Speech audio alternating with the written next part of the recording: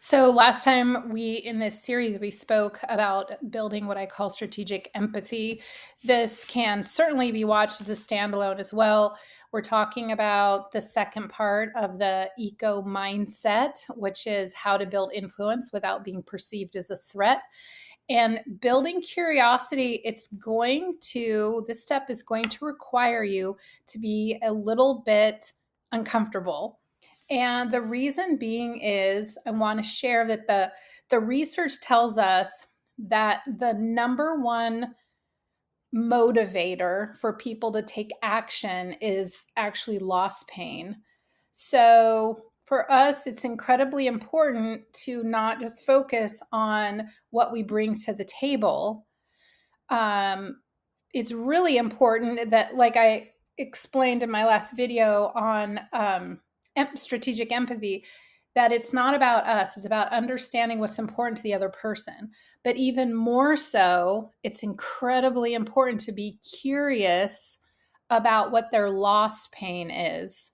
So, in other words, in order for us to build influence without being perceived as a threat, it's very important to know what the other person, what your manager or boss is afraid of losing. So it could be visibility. It could be maybe his or her position's been a revolving door and he's afraid of, losing his or her job. Or it's very important to know what the loss pain is and what pressure he or she is under, and understand how to lean into that and communicate it, and also communicate that you care. And so, and then after that, it's important to understand, like I mentioned, his or her desire. So it could be growth, it could be, more sales, filling the pipeline. It could be, any one of those things. And so one way to do this is to ask questions, and very pertinent questions. And what's most important in building curiosity is to ask questions that open up a dialogue so you can understand what's important to them and what he or she is afraid of losing. So, in other words, you might say something like, "It seems like you're under a lot of pressure to make the numbers this year, and I understand 100%." That is acknowledging and validating. So, validate does not mean agree.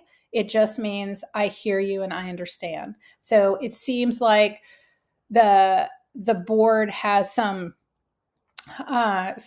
really unreasonable expectations. And I understand, or something like that. And just, you want to bring up in a compassionate way and also in an appropriate way what you think that your boss or manager might be fearing, and acknowledge and validate it. And then once you're quiet, you will have him or her elaborate. And what's super important here is to listen.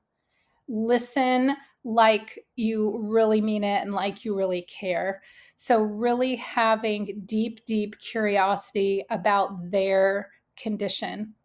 And once you gather that information, we'll be able to structure the communication of how to build influence, and how to structure the communication now that you've built this deep trust, so you can have the impact that you want and deserve for yourself, for your manager, and for the organization without being perceived as a threat. If I can answer any questions or go any deeper with this, please let me know. Otherwise, I look forward to seeing you in the third part of the series, which will help you structure your communication and move your influence forward. I look forward to seeing you next time.